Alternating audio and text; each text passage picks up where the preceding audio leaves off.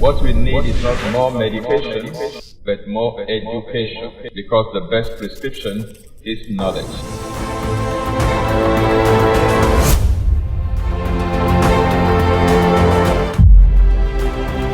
This is Exposé coming to you live from Lagos, Nigeria, every Monday on Instagram, YouTube, and Facebook simultaneously.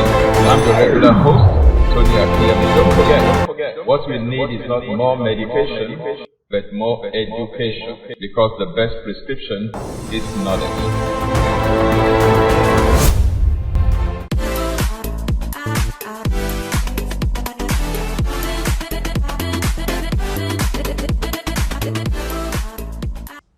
Hello and welcome to Exposé with Tony Akinyemi this beautiful Monday evening. I'm your regular host, and Tony Akinyemi is always my name.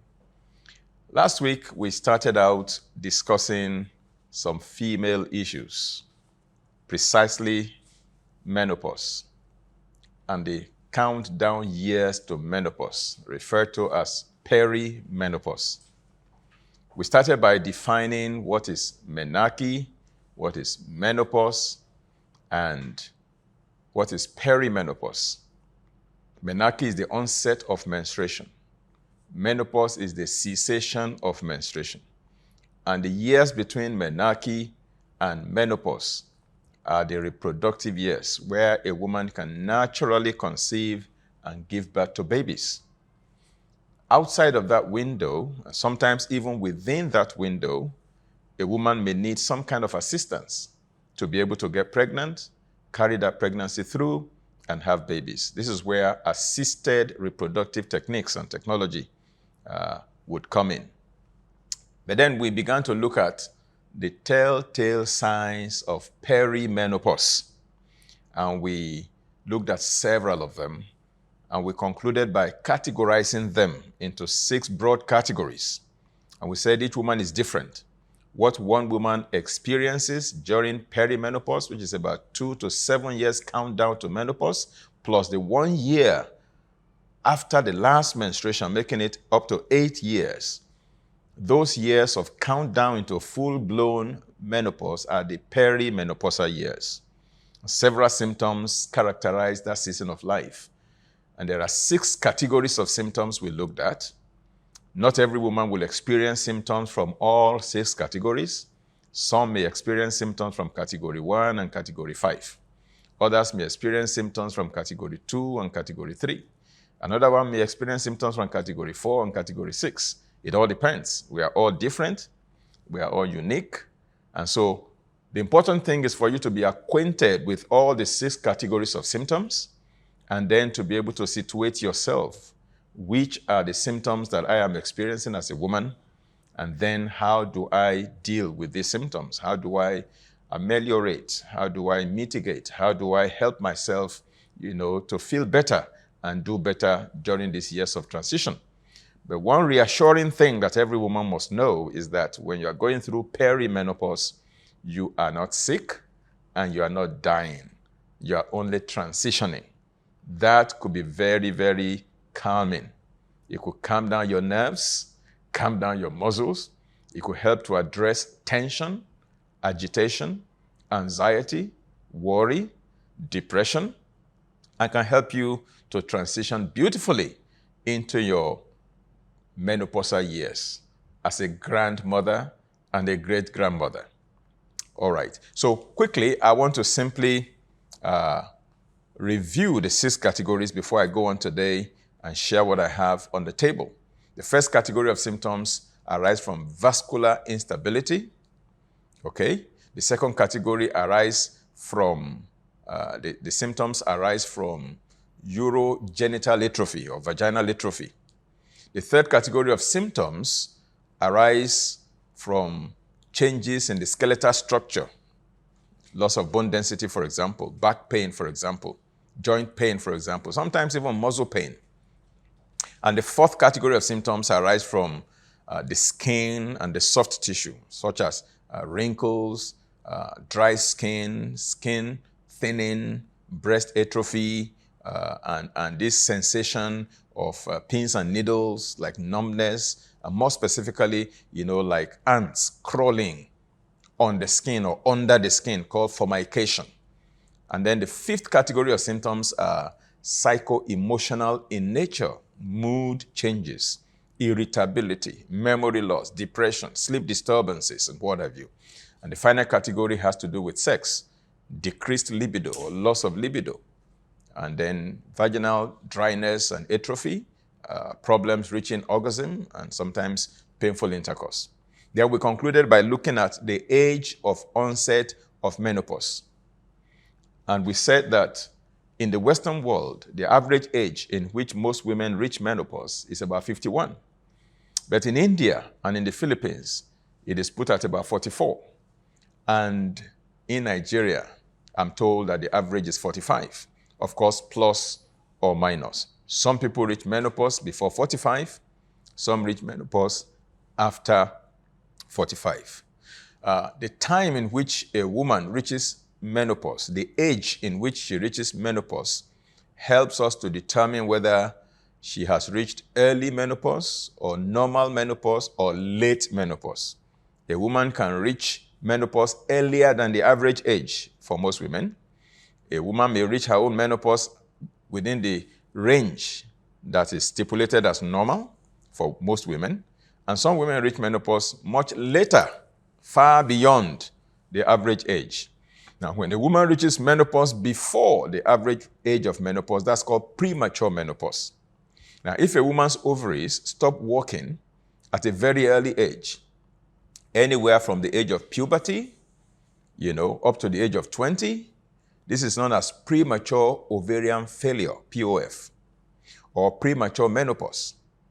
Now, some known causes of premature menopause may include autoimmune disorders, thyroid problems, diseases like diabetes, some eating disorders, and some treatments, medical treatments like radiotherapy and chemotherapy, for treating cancers. However, in the majority of spontaneous cases of premature menopause, the cause may be unknown, the etiology may be unknown. Now, premature menopause is indeed a rare syndrome among women. It is said that only about 1% of women experience premature menopause. And it is not considered to be due to normal effects of aging. Okay? Premature menopause is diagnosed or confirmed by measuring the levels of certain hormones in a woman's body. It's a blood test, okay, in a hormonal assay. They measure the levels of FSH, that's follicle stimulating hormone. When FSH levels go very high, that is a sign that that woman has entered into menopause, okay? Then they also measure another hormone known as luteinizing hormone, LH. When this one also goes very high, it could signal, menopause. Now, the level of these two hormones in particular, FSH and LH, will be, abnormally very high if menopause has occurred.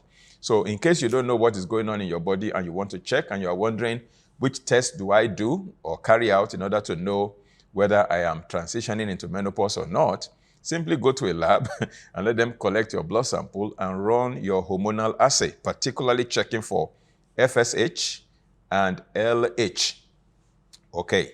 Now, rates of premature menopause have been found to be significantly higher in identical twins. If you have two baby girls that are identical twins, born together, such identical twin girls typically reach early menopause than an average woman, okay? It is said that approximately 5% of twins, 5 out of every 100 set of twins will reach menopause before the age of 40. Identical twins in particular. Now, the reason for this, is not well understood. It's not completely understood, but that is the observation that has been made. So a woman may reach early menopause, normal menopause, or late menopause. Now, early menopause will be when a woman has her final period somewhere between the ages of 45 and 50. Okay? If a woman has a final period somewhere between the ages of 45 and 50, that's early menopause. Late menopause will be in the Western world, last period ever occurring between the ages of 55 and 60, that's late menopause. But of course, when it comes to Asia and Africa, early menopause may be somewhere from age 37 or even 35 up to the age of 40. And then maybe normal menopause will be somewhere between the age of 40 and 45. And then anything from 55 and above will be considered as late menopause. Now, I want to emphasize again that menopause is not a disease. I wish I can say that 1,000,000 times until every woman hears it. Menopause is not a disease. Many women arrive at their menopause years without knowing anything about what they might expect because their mother and their grandmother never told them anything about this, or when or how the process might happen and how long it might take. They have no clue, no idea, no inkling. Now, very often the woman has not been informed in any way about this stage of life. And sometimes I wonder why some of these things are not included in our school curriculum. When I was in the university, we used to have general studies. Compulsory courses that you must take. They don't count towards your CGPA, yet you must pass them in order to graduate. General studies. GNS 001, GNS 002, GNS 003, GNS 004. I expect that some of these life issues, real life issues, should be included in those GNS courses, instead of teaching us irrelevant things that will never be applicable or useful to us in the course of our lifetime.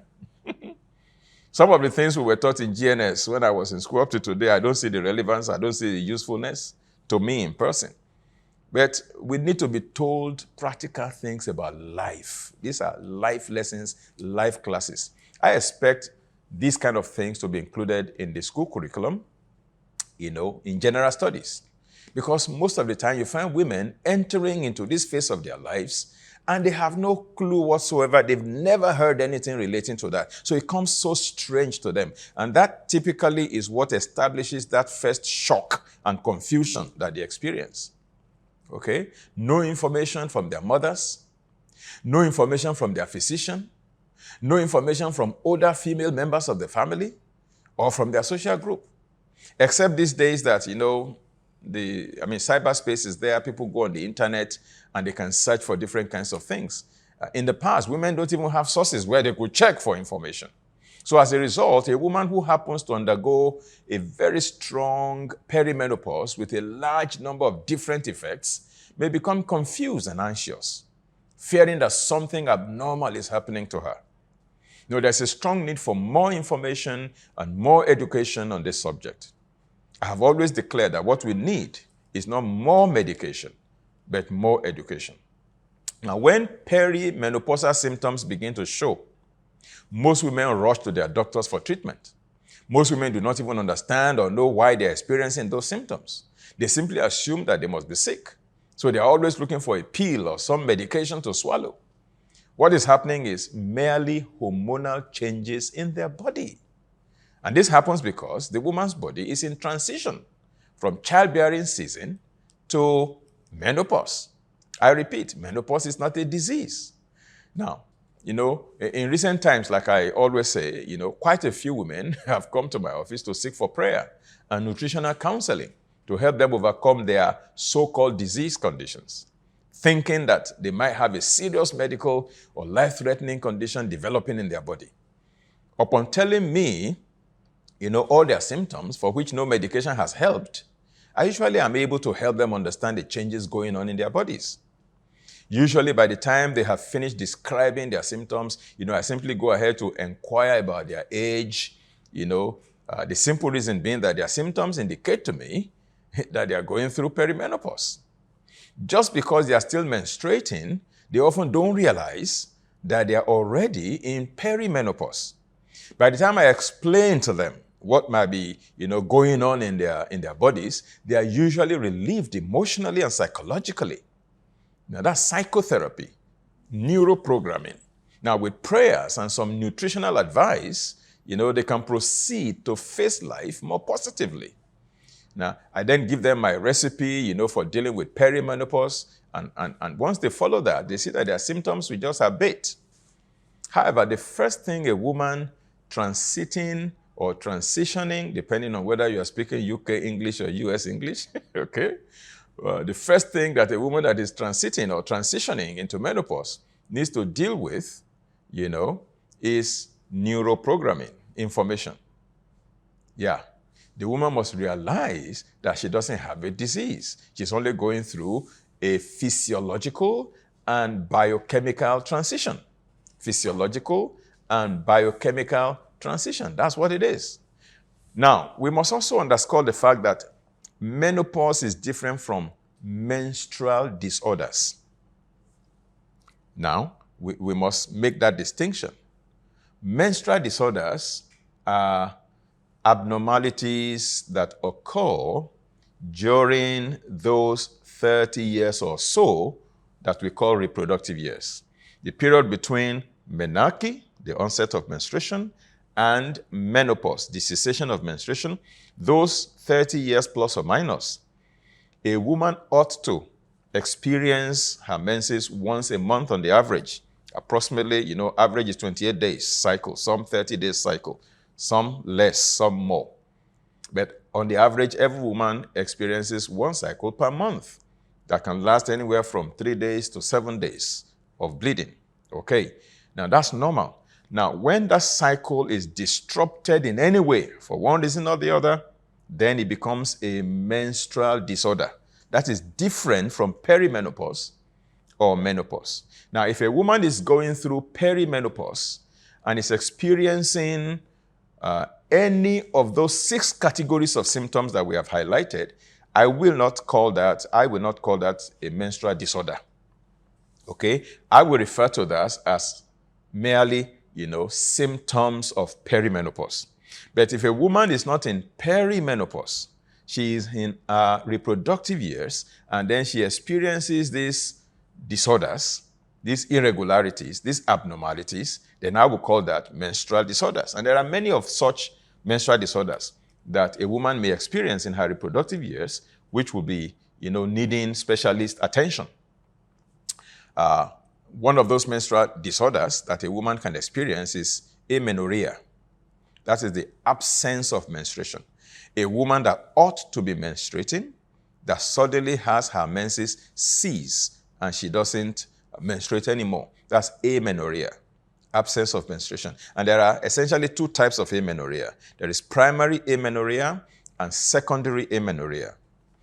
Now, secondary amenorrhea is when a woman has already started menstruating. She has experienced menarche. She has experienced, her first menses and subsequent menses in subsequent months. Maybe she menstruated from the age of 13, 14, 15, 17, 21. Then suddenly at the age of 22, her menstruation ceases completely and she doesn't menstruate again. That is secondary amenorrhea. In other words, she was menstruating before, suddenly out of the blues, for no clear reason, she stops menstruating and she has not yet reached the age of menopause. That will be secondary amenorrhea. Now, primary amenorrhea is when a girl growing up has never menstruated in her life, never seen her first menses. Okay? She's now 20, she's 21, she's 22. She has never menstruated. That will be primary amenorrhea. Now, such persons, whether primary amenorrhea or secondary amenorrhea, that will be a menstrual disorder, not perimenopause now. Neither is it menopause. It's a menstrual disorder. Such persons need to see their specialist doctors. Maybe they are gynecologists, obstetrician, for evaluation, and maybe they can be helped in some way or the other. And then another menstrual disorder is dysmenorrhea. Dysmenorrhea refers to menstrual cramps or painful menstrual periods. That's dysmenorrhea. That's an abnormality. Your menstrual cycle is not supposed to be painful. When you're having your menses, you're not supposed to experience pain. There are things you can do if you're experiencing dysmenorrhea. And then there is another menstrual disorder that is known as hypermenorrhea. Of course, the word hyper already gives it away. It means too much or too high. That is excessive bleeding during menses or prolonged menstrual bleeding. That is hypermenorrhea. If a woman is supposed to bleed for 5 days during her menses and she's bleeding for 2 weeks, that's too long. Or if the blood is gushing out in clots and gushing out in clots, that's hypermenorrhea. It's a menstrual disorder. That's not normal. And then there is metrorrhagia. That's when a woman bleeds between periods. Maybe she had her period, 2 weeks ago, and she's expecting the next one 2 weeks to come.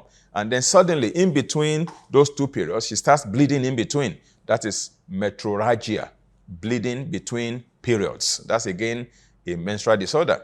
And then there is, of course, the popular one, premenstrual syndrome, or PMS. Okay, all of these that I have described are menstrual disorders begging for attention. If you're experiencing any of these, please go for evaluation. Go and see your gynecologist, or go and see your primary physician, who will evaluate you and then maybe refer you to a specialist. All right? Of course, diet and lifestyle also have a lot to do with all of these menstrual disorders. I'll come to that towards the tail end. Now, menopause is a normal phase in a woman's physiological development. It should never be viewed as a disorder or a disease. Some women may need help for their perimenopausal symptoms or menstrual disorders, but others, tolerate the changes or simply don't experience symptoms severe enough to warrant attention. Now, because subtle symptoms may come, they may come on gradually, a woman may not realize at first that they are all connected to the declining and fluctuating levels of estrogen in particular, and maybe progesterone as well. Now, these hormonal fluctuations are usually at the root of the changes that the body goes through during perimenopause.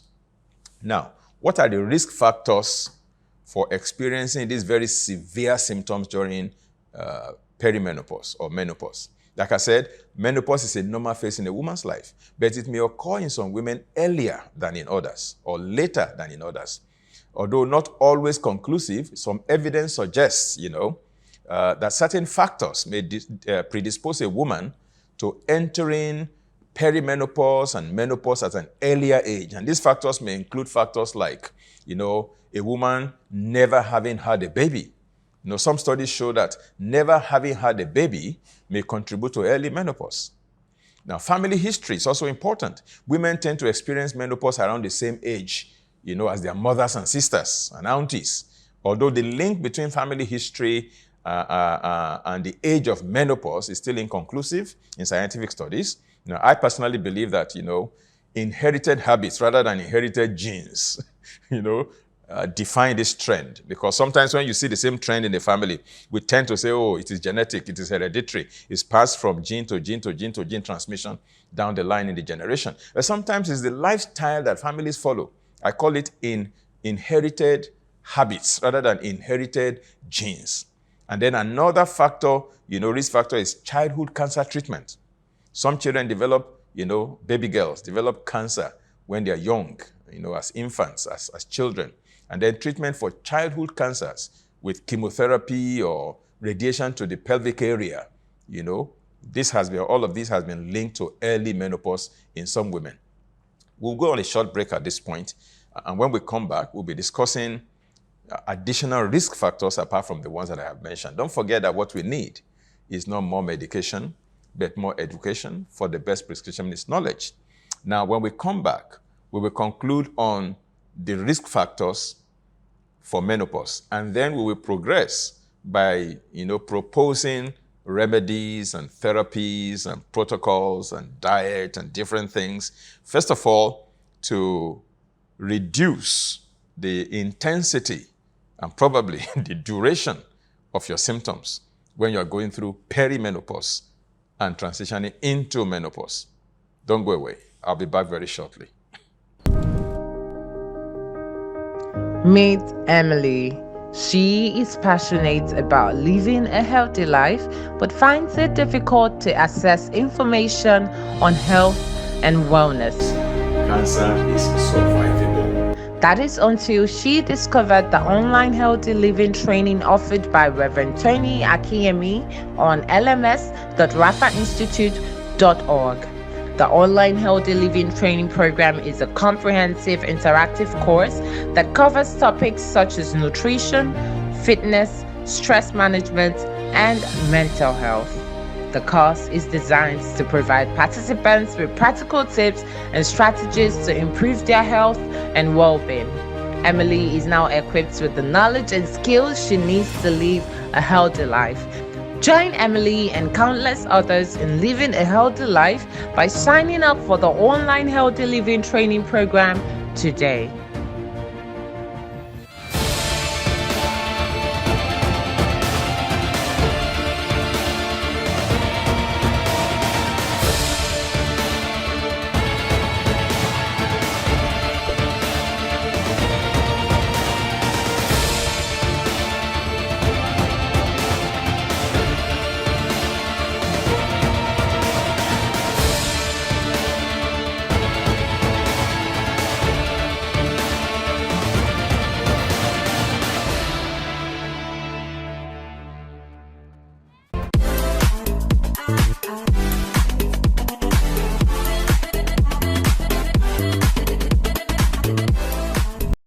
Welcome back. This is Exposé with Tony Akinyemi every Monday evening, 8 p.m. West African time. Thank you for always joining me. I hope you're enjoying this conversation. You might be a man and you're saying, well, this does not concern me, but definitely I believe that as a man, you have women in your life. You have your mother, you have your sisters, you have your aunties, you have your cousins, you have your nieces, you have your wife in particular, maybe your daughters as well. All of these are important figures in your life, female figures in your life. And getting equipped with information helps you to show understanding when they are going through these phases of life, when they are transitioning from one phase to another phase. Before we went on that short break, we were discussing risk factors, for those very strong symptoms that some women feel during perimenopause. And we said when a woman has never had a baby in her life until she's in her 40s, that may influence the symptoms that she experiences during perimenopause. Then family history, which is pointing to heredity or genetics. And I am saying that, inherited habits, much more than inherited genes, could be what is defining this trend in families.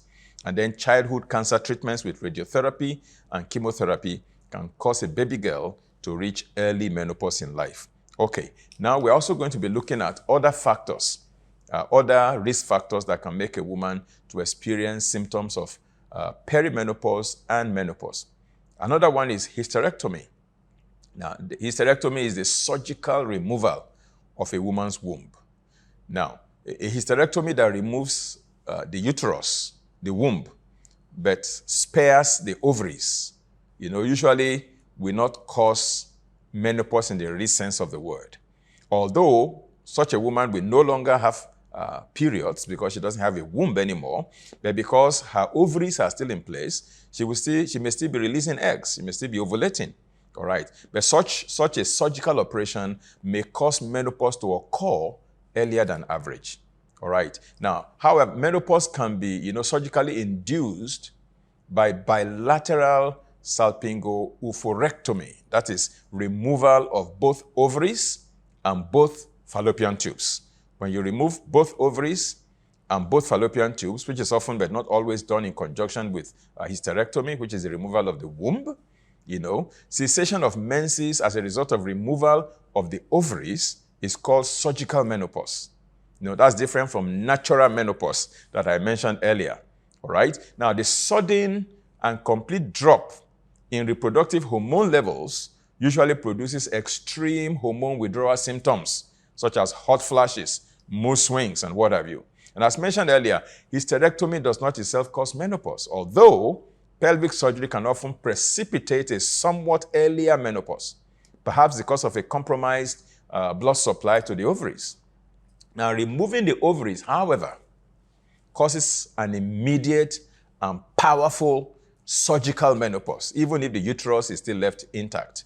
Now, the word hysterectomy, by the way, came about because in the olden days, I call them the dark ages of medical science. When a woman was hysteric, scientists of those dark ages believed that the reason for that hysteria was her womb.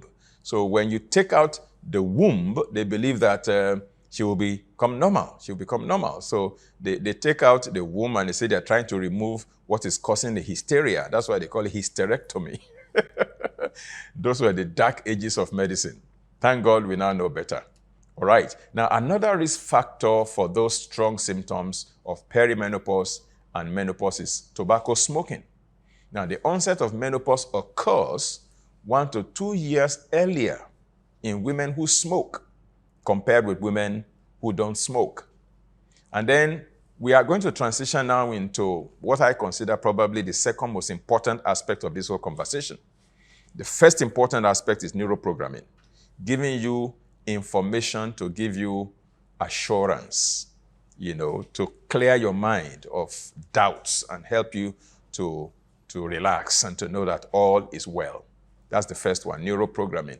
The second most important one is, what are the things I need to know and do to minimize, to ameliorate my symptoms of perimenopause and menopause as a woman? Now, not every woman experiences bothersome levels of perimenopausal symptoms. And even in those women who do experience strong effects, the range of effects and the degree to which they appear varies from person to person.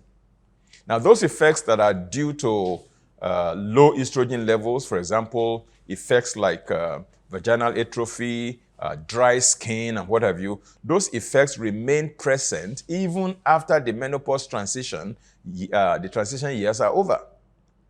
However, many of the effects that are caused by the extreme fluctuations in hormonal levels, for example, effects such as hot flashes and mood changes, will usually disappear or improve considerably, significantly, once the perimenopause transition time, has been completed. Some of the symptoms will remain till the end of life, like wrinkles, dry skin, and all the shrinking and atrophies here and there. Those ones will remain with you for life. There's nothing that can be done, except you want to do some plastic surgery for enhancements, which I normally don't advocate. But other symptoms like mood swing, like night sweat, and all of those things, rest assured, they are going to disappear. Once you fully transition into menopause, they will go away. So once a woman has fully transitioned into menopause, most of her symptoms will usually disappear. Isn't that assuring? Okay? That's very, very assuring. Now the trouble is more with perimenopause than with menopause. Therefore, I want to address the issues of dealing with perimenopause much more, okay? Because those are the years of very aggressive symptoms, so to speak. Now, we're going to examine first and foremost what conventional medical science does. What is the conventional medical approach to dealing with the issue of perimenopause and menopause? Now, possible conventional medical therapies to treat perimenopausal symptoms may include the use of oral contraceptives, for example. Now, these are often the most effective medical treatment to relieve perimenopausal symptoms, even if you don't need them for birth control. But personally, as you very well know, I am not a fan of the use of oral contraceptives because they are hormone-based oral contraceptives. They may help to ameliorate those perimenopausal symptoms quite all right, but they have side effects. And you need to go to the website of the World Health Organization to read about, the possible side effects of oral contraceptives. In fact, some oral contraceptives have been classified as carcinogens, cancer-causing agents. They cause excessive weight gain. They can cause, cardiovascular problems. They can cause migraine headaches and all of that. So personally, that is not my choice, okay? But that is a conventional medical approach. Low-dose pills are used to regulate periods, to reduce hot flashes and vaginal dryness. Now, like I said, I'm personally averse and actually opposed to this approach because hormonal contraceptive pills have been found to increase a woman's risk for breast cancer, for hypertension, for weight gain, for cardiovascular problems, and what have you. A woman can therefore not afford to get, relief from perimenopausal symptoms only to develop life-threatening breast cancer later in life. Now, this is not a good bargain at all as far as I'm concerned. I would rather take, to a nutritional and lifestyle as well as faith approach than to use this one. I'll be discussing those approaches as we go on. Okay. Now, the second thing that is done in conventional medicine is hormone replacement therapy. Essentially, they use progestin therapy. Now, if a woman has irregular periods but chooses not to use oral contraceptives, then cyclic progestin therapy may regulate her periods. Some women, with heavy bleeding during perimenopause may find relief from a progestin-containing intrauterine device, IUD. Again, like you very well know, and you probably have suspected by now, I am personally opposed to the use of synthetic substances when there is a natural alternative, except there is no other alternative, okay? Now, I normally would suggest Balanced Woman Cream, which is a product that is extracted from wild yam. It's a wild yam extract. It can achieve the same result as progestin, and it's natural from plants, and with no side effects whatsoever. I am not in favor of any form of synthetic hormone replacement therapy. Of course, that's me. I cannot decide for you. Now, a third conventional medicine approach to addressing some of these symptoms is endometrial ablation. Now, that may provide some relief from the heavy bleeding that some women experience during perimenopause. Now, during the procedure of endometrial ablation, the lining of the womb, the lining of the uterus, known as the endometrium, is destroyed using a laser or an electrical energy or heat, which effectively reduces menstrual flow, or it probably also terminates menstruation altogether. Now, again, you must have guessed what my reaction to this procedure would be. I am totally opposed to it because it is an interference with a natural process in the body.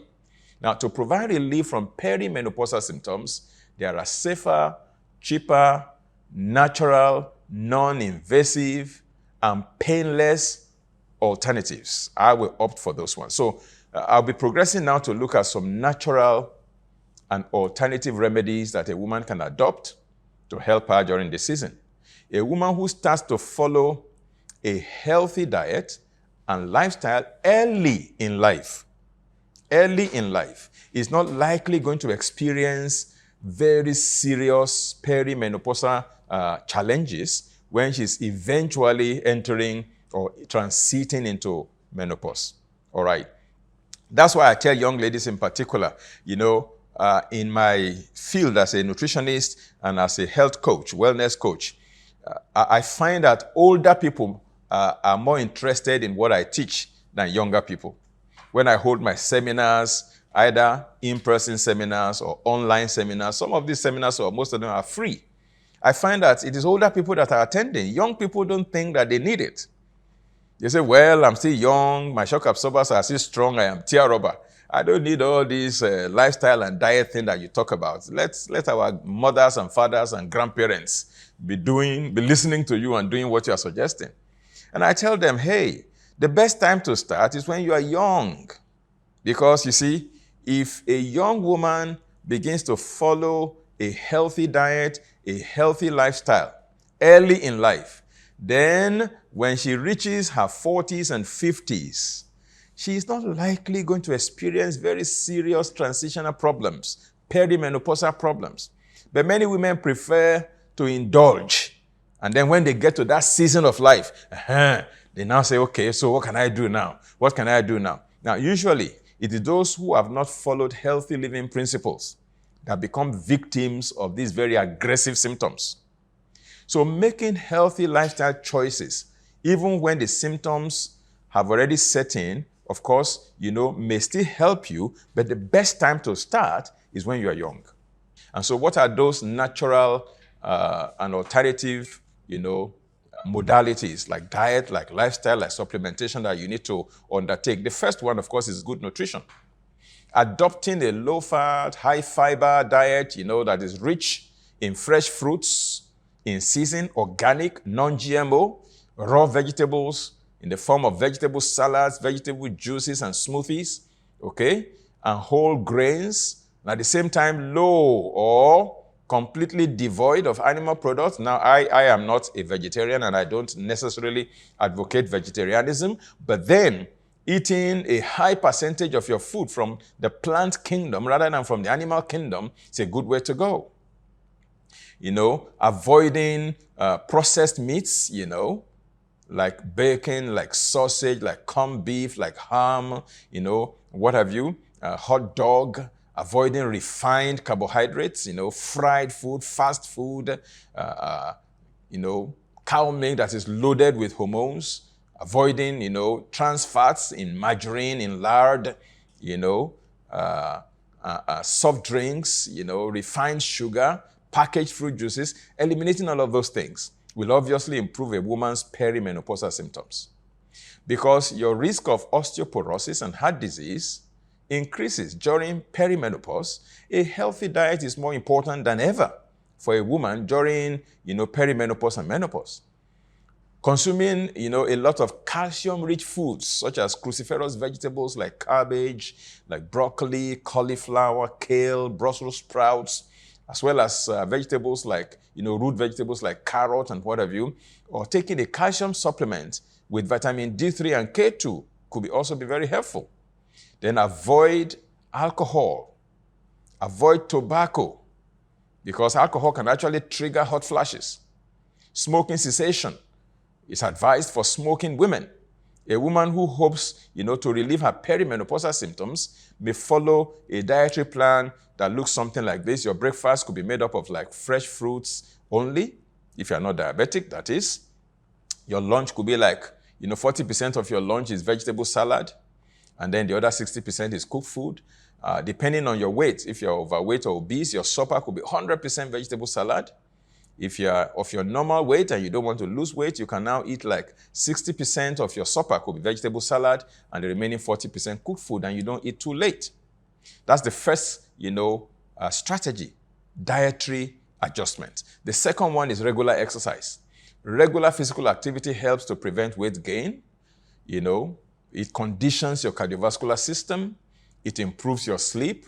It strengthens and tones your entire musculoskeletal system so you don't experience loss of bone density.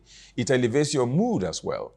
Now, regular, moderate physical exercise for 30 minutes to 1 hour on most days of the week, like 4 days to 5 days a week, could be very helpful in helping your transition into menopause. And then, of course, stress reduction will be the third one. When you practice stress reduction regularly, using stress reduction techniques such as, meditation on God's word. When I speak of meditation, I'm not talking of the general, yoga kind of meditation that people talk about. Of course, I am not saying that may not help, but I'm saying meditation in the word of God is the primary form of meditation that is going to be very helpful for you. The Holy Bible. It can promote relaxation, good health, throughout a person's lifetime, not just during your transition into menopause. It may be particularly helpful, however, during that transition because it gives you a lot of faith and a lot of assurance. Stress reduction techniques. Okay. So now, supplements will be the next one now. After diet, after, exercise, after meditation, then the next one will be supplements. Supplements. Now, certain nutritional and herbal supplements can help to ameliorate the symptoms of perimenopause. And I'm not going to dwell on how to use those supplements and what the dosage is and what have you. I'll just give you a long list. Now, if you need to use these supplements, I will highly recommend that you speak with a professional, an expert, maybe your naturopathic doctor or your chiropractic doctor or your nutritional, minded MD, nutritionally minded medical doctor, all right? Or a nutritionist, okay, who is well-versed in some of these things. I would normally recommend, Balanced Woman Cream or Wild Yam Cream or Wild Yam Capsules. Then there's a formula known as Menopause Formula. Another one is called Menopause Support. Then Evening Primrose Oil could be very helpful. Omega-3 oil, particularly from plant sources. Udo's Perfected Oil Blend with DHA in particular could be very, very useful. Oil of oregano. And then B vitamins like vitamin B12, B6, and folate. Then natural vitamin E, an iodine supplement or vegetables rich in iodine like sea vegetables, like brown seaweed, like kelp, like chlorella, spirulina, okay, modifilan, and vitamin D3, vitamin K2, and of course vitamin C with citrus bioflavonoids, then clover, particularly red clover, then maca root, black cohosh, donkwai. Now, I'm not saying go and get all of these things. That you may want to study them, study each and every one of them and see which one has properties that are useful in addressing the particular symptom that you are feeling. Like I said, one woman may be feeling symptoms from category 1, another one feeling symptoms from category 2. So when you look at your set of symptoms, then you look at the list of all the herbs and the supplements I have mentioned and look at what they can help with, then you can match your symptoms with the particular supplement that can be useful in addressing that particular symptom. Now, one piece of recent research shows that melatonin supplementation in perimenopausal women can produce a highly significant improvement in their thyroid function as well as in their gonadotropin levels, as well as restoring menstruation and fertility and preventing the depression usually associated with menopause. Now, it is always wise, like I say, to seek professional advice before taking any of these supplements so you don't end up injuring yourself. Now, I do free counseling every week in my office, except I'm on vacation and I am not in the country. Sometimes even on vacation, I still do tele-counseling. I do, long-distance counseling either by email or by WhatsApp or by SMS or by telephone, calls. Every week, every Tuesday, I'm in my office in Ikeja, Lagos, and I attend to people free of charge. I am an AADP, board-certified holistic health practitioner by the American Association of Drugless Practitioners. I am board certified in nutritional consulting, and I render my service pro bono. I don't charge one dime from anybody, and it's open to everybody in the society. If you want to reach out to me, I'm available. For me, it is a ministry and not a business.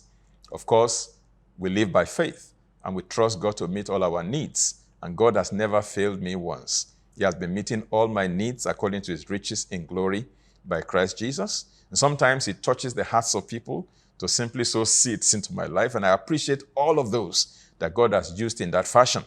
But of course, if you want to reach out to me, I'm available. You can send me an email to contact@tsfchurch.com. And I can work with you to help you address some of these issues. Okay. Now, in the next 2 episodes or so, I'll be sharing with you a session that I had with a particular group. Okay, and I believe that it will bless you. So I've decided that we need to bring that to your attention as well. And then after that, we'll be progressing into the second part of environmental pollution that we started. And I have a lot on my mind to share with you in that. I want you to keep a date with us. Same platform, same time, on YouTube and Facebook, 8 p.m.